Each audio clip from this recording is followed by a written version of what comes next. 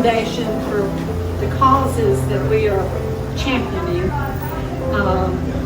It's a slow process, and those of us who are in the midst of it know that with all our hearts, because our hearts hurt. And they hurt because we've lost the people that we love needlessly, and our judicial system has not yet seen fit to have a trial so that we can put that portion of it behind us. So it's difficult days for all of us. And a lot of children, there were a lot of children involved. So, and we're not the only ones. Lots of families are going through this, be it domestic violence, it's just a lot of people are going through this. And we are struggling with the fact that people who are out on probation and are convicted felons continue to have access to weapons, which is against the law, by the way.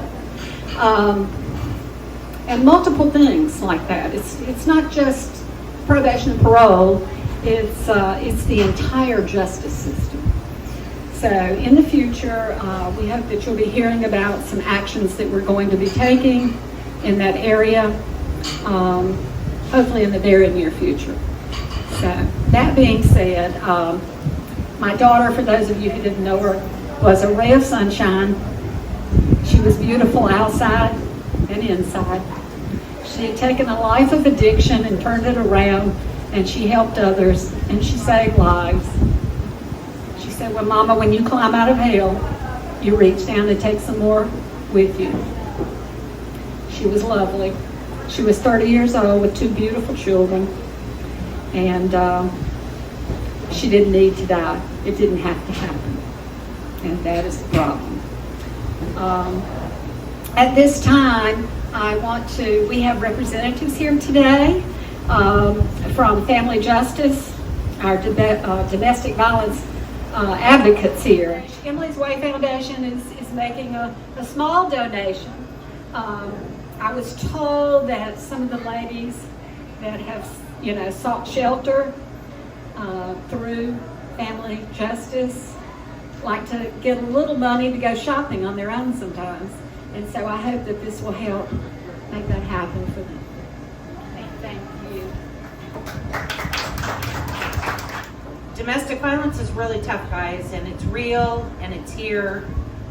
And I think, unfortunately, what happened with Emily now 2 years ago, I think to the day, right? It's just so incredibly unfortunate. And so where do we start with that? And the real truth of the matter is, and Family Justice Center is committed to this, we have to start with kids when they're young and teach them about healthy relationships.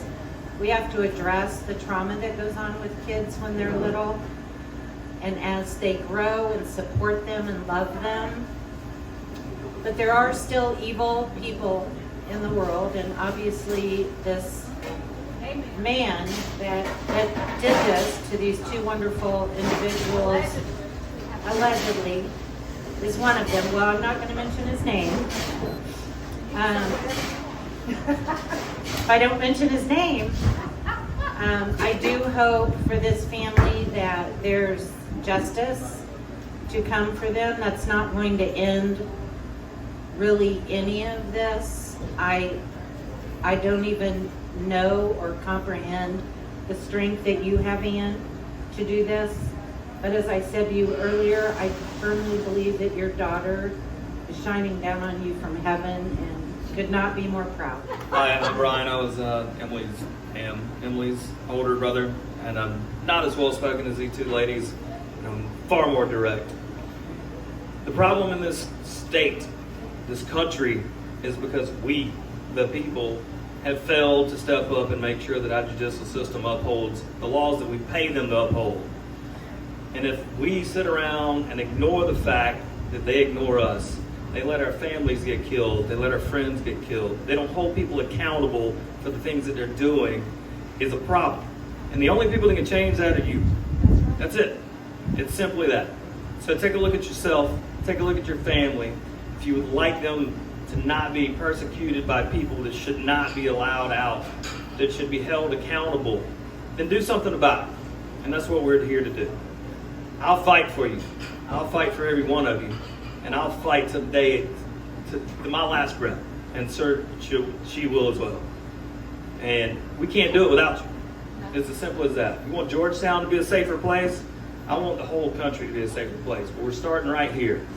This is where I lost my sister. It's where you lost your family member, your friend. So, stand behind us. Stand behind the people that are trying to help.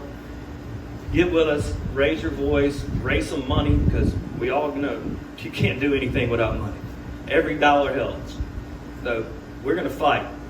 We're going to fight to the end. And I promise you, we will make a difference. Without that, if we can't change, our voices will be heard.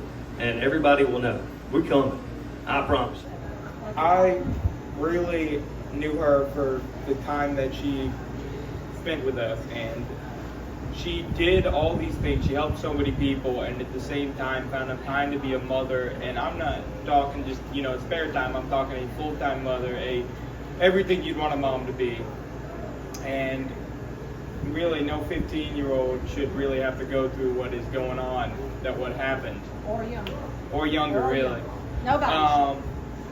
But this has been hard on me, and it's especially around these dates. I just get, and I get in these places where like I don't even know, I'm so triggered, and then it's just like, how did this even happen? But either way, I just wanted to say that she was a really good mom, and I loved her. Speaking for both families, I knew Ashley. That man made fun of me every morning at Applewood House of Pancakes. It was a great time. But the one thing I've got to say as far as the second year and the way that it has panned out is a C.S. Lewis quote that I've come across recently said, "I've sat with my anger for long enough until I realized that her real name was grief." Loss of a lifetime, can't have it back. Wish we had more time. But I did tell someone the other day that I wanted 5 more minutes. And they said, "What's that 5 minutes going to do for you? What can we do with the next 5 minutes?" So I'm going to sit in my anger. I'm going to sit in my grief. But I'm really appreciative of everyone that rallied together today. It's been rallying with us for 2 years. And on behalf of Ann, Emily, and Ashley's family, we're really thankful that y'all are all here. So see you soon.